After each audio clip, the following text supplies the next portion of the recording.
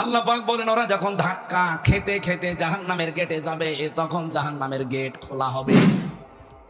তার মানে জাহান্নামের গেট সব সময় বন্ধ, সব সময় কি?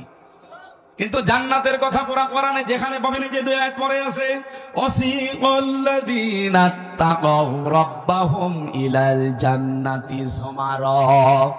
দুনিয়াতে যারা তাকওয়া অবলম্বন করে, রবকে ভয় করে দুনিয়ার জীবন চালাবে, এই মানুষগুলোকে আমার আল্লাহ ফেরেশতাদেরকে দিয়ে ধাক্কা দেবে। ইযা জাউহা ওয়া ফুতিহাত।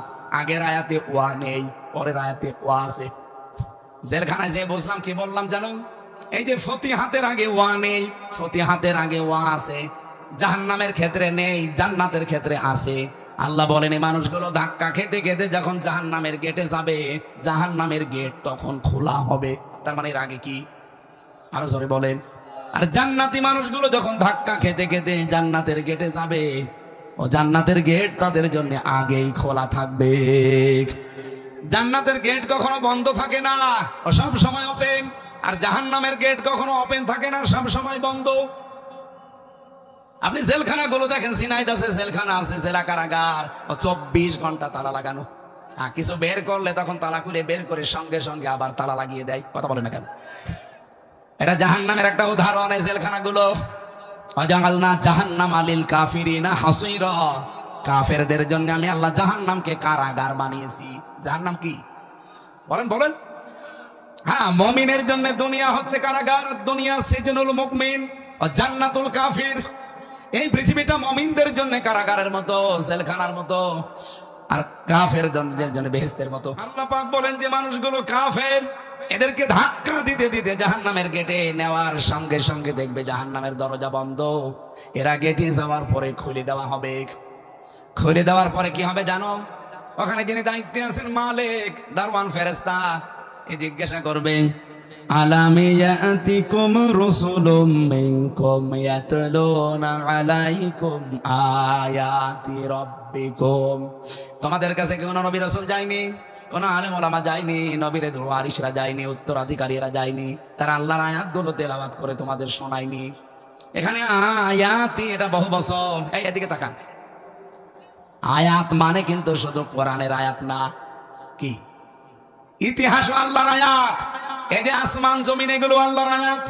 এগুলো আয়াত না?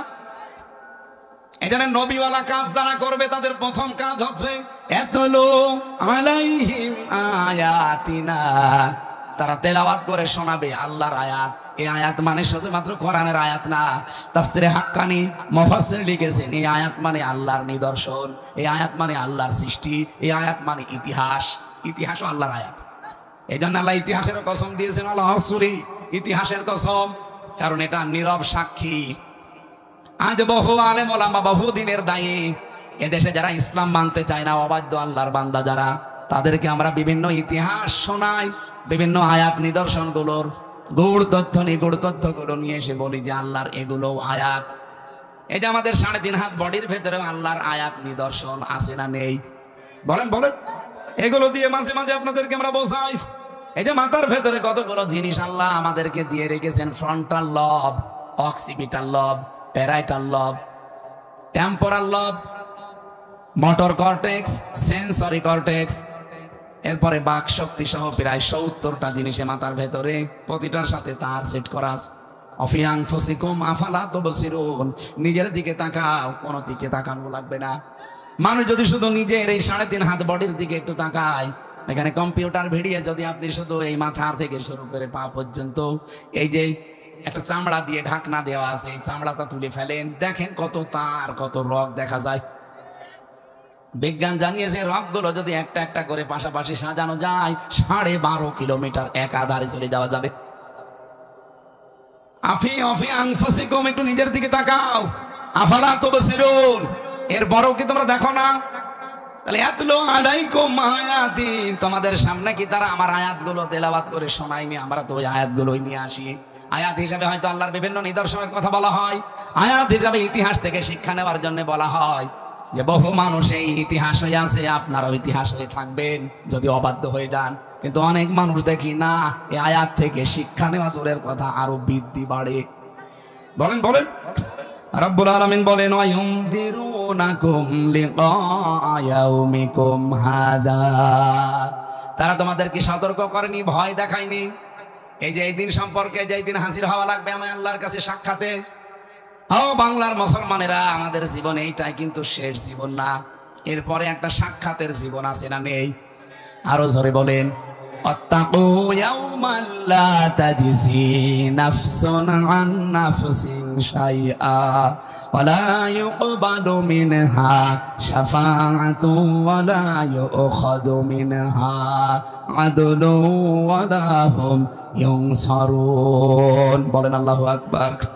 আয়াতটা আমি সূরা বাকারায় দুইবার পেয়েছি, আমি যতটুকু বুঝেছি আয়াতটা। রব্বুল আলামিন বলেন, ওই দিনকে ভয় করো যেদিন কেউ কারো কোনো উপকার করতে পারবে না এবং কারো পক্ষ থেকে কোনো সুপারিশ কবুল করা হবে না। কিছু দিতে চাইলে সেইটাও আপনার পক্ষ থেকে নেওয়া হবে না।